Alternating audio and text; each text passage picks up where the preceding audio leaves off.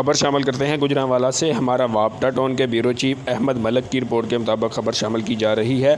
GT road ख्याली bypass से वापटा town की तरफ हमेशा ट्रैफिक जाम रहती है। स्टेट और वापटा टाउन का एक ही यू टर्न है और जहां से गुजरना महाल होता है।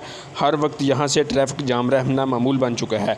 अगर बारिश हो जाए तो गुजरना और भी मुश्किल हो जाता है। एम्बुलेंसेज भी ट्रैफिक में फंसी रहती हैं और सीरियस मरीजों की ज़िंदगी भी ख़तरे में रहती है। घंटों ट्रैफिक जाम रहने से अवाम का बुरा हाल हो जाता है। अवाम का कोई पुरसाने हाल नहीं है।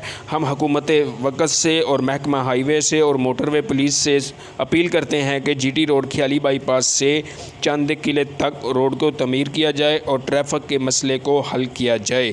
कैमरामैन अली भट्ट के साथ अहमद मलक, न्यूज़ 4 गुजरांवाला।